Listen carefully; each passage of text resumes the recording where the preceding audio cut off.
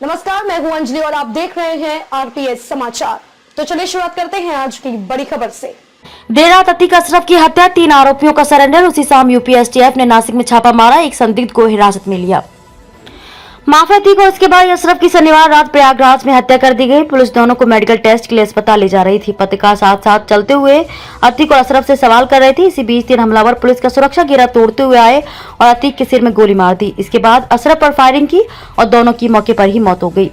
हमलावर मीडिया कर्मी बनकर आए थे। इनके नाम लवलेश तिवारी, सनी और अरुण मौर्य हैं। हमले के तुरंत बाद ही तीनों ने सरेंडर कर दिया। लवलेश बांदा, अरुण हमीरपुर और सनी कासगंज का रहने वाला है।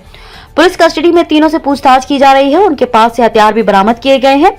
इस हमले में कांस्टेबल मानसिंह को भी गोली लगी है, जिन्हें अस्पताल ले जाया गया है। अतीक के मरने की खबर सुनते ही प्रयागराज जेल में बंद अतीक का दूसरे नंबर का बेटा अली बेहोश हो गया। अतीक के 2 नाबालिग बेटे राजरूपपुर बाल सुधार गृह में बंद है। उनका टीवी केबल कनेक्शन काट दिया गया है। महाराष्ट्र में एसटीएफ का छापा। यूपी एसटीएफ ने महाराष्ट्र के नासिक में शनिवार शाम छापा मारा है। सूत्रों ने बताया कि एसटीएफ ने यहां से एक संदिग्ध को हिरासत में लिया है।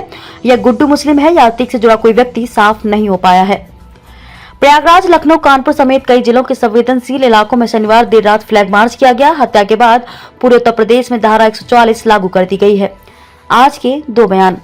आरोपी लवलेश के पिता यज्ञ तिवारी बोले, हमें जानकारी नहीं है और ना ही हमारा इससे कोई लेना देना है। 5-6 दिन पहले आया था, उसका घर से कोई लेना देना नहीं था। सालों से बोलचाल बंद है। थप्पड़ मारने के केस में जेल गया था, तब से बातचीत बंद है। नशा करता है, हमने उसे त्याग दिया है। दूसरे आरोपी सनी सिंह के भाई ने कहा, उस पर पहले से केस दर्ज है। अतीक अशरफ को गोली मारने वालों में दूसरा शूटर सनी सिंह है, वह हमीरपुर का रहने वाला है। उसके भाई पिंटू सिंह ने एएनआई से बातचीत में बताया कि हम लोग 3 भाई थे, जिसमें से एक की मृत्यु हो गई है। सनी के ऊपर पहले भी मामले दर्ज हैं, वह कुछ नहीं करता था। हम उससे अलग रहते हैं। वह बचपन से ही घर छोड़कर भाग गया था। 17 पुलिसकर्मी सस्पेंड। 3 सदस्यीय कमेटी हत्या की जांच करेगी।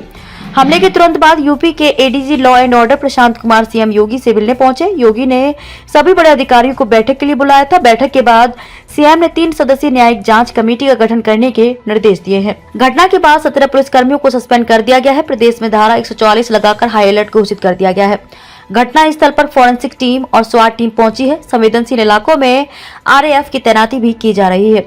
14 तारीख को भी अतीक की तबीयत बिगड़ने पर कॉलविन हॉस्पिटल लाया गया था। अतीक अहमद और अशरफ को प्रयागराज की सीजेएम कोर्ट ने 13 से 17 अप्रैल तक के लिए पुलिस रिमांड पर भेजा था। 13 अप्रैल की रात यानी गुरुवार को ही यूपी पुलिस और एटीएस ने दोनों से पूछताछ शुरू की। ये पूछताछ 23 घंटे तक चली थी। दोनों से करीब 200 सवाल पूछे गए थे। सूत्रों के मुताबिक इस दौरान अतीक ने कबूला था कि वह पाकिस्तान से हथियार की सप्लाई लेता रहा है। अहमदाबाद जेल से उसने आईएसआई एजेंट को फोन किया था। यही नहीं, अतीक ने उमेश पाल हत्याकांड की साजिश का भी जुर्म कबूल किया।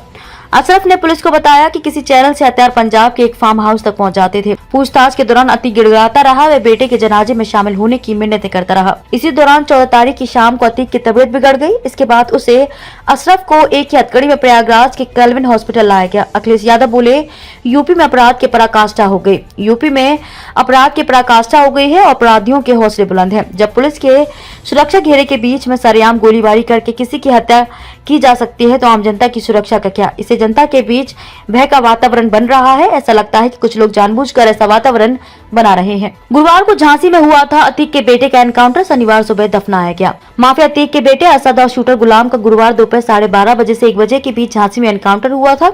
यूपी एसटीएफ की एक टीम उमेश पाल हत्याकांड के शूटर्स की लोकेशन मिलने के बाद बुधवार को झांसी पहुंची थी। एसटीएफ को शुरुआती जानकारी गुड्डू मुस्लिम के छिपे होने की मिली थी। गुड्डू मुस्लिम तो एसटीएफ के हाथ नहीं लगा, लेकिन असद और गुलाम एसटीएफ के हत्थे चढ़ गए। असद और गुलाम की लोकेशन मिलने के बाद एसटीएफ दोनों को जिंदा पकड़ना चाहती थी, लेकिन उन्होंने फायरिंग शुरू कर दी। एसटीएफ की जवाबी फायरिंग में दोनों मारे गए। असद को 2 जबकि गुलाम को 1 गोली लगी। शनिवार सुबह 10 बजे असद को प्रयागराज के कब्रिस्तान में दफनाया गया। झांसी में माफिया अतीक अहमद के बेटे असद और शूटर गुलाम के एनकाउंटर की मजिस्ट्रियल जांच शुरू हो गई है। जिला मजिस्ट्रेट ने जांच के आदेश जारी करते हुए नगर मजिस्ट्रेट अंकुर श्रीवास्तव को जांच अधिकारी नामित किया है। कोई भी व्यक्ति एनकाउंटर से जुड़ा सबूत 3 दिन तक दे सकता है। असद का एनकाउंटर करने वाली एसटीएफ की कहानी, शिवप्रकाश पहला टारगेट, न्यूयॉर्क पुलिस से मिला आइडिया, पुलिस से कितनी अलग। 13 अप्रैल की दोपहर 1 बजे खबर आई कि झांसी में अतीक अहमद के बेटे असद और उसके साथी गुलाम को एनकाउंटर में मार गिराया गया। प्रयागराज में इस्पाल हत्याकांड के बाद से असद वांटेड था। इस पूरे ऑपरेशन को अंजाम यूपी एसटीएफ ने दिया। खबरों में अब तक लिए बस इतना ही। मिलते हैं फिर ऐसी ही बड़ी खबर के साथ। तब तक के लिए नमस्कार और देखते रहिए आरपीएस समाचार।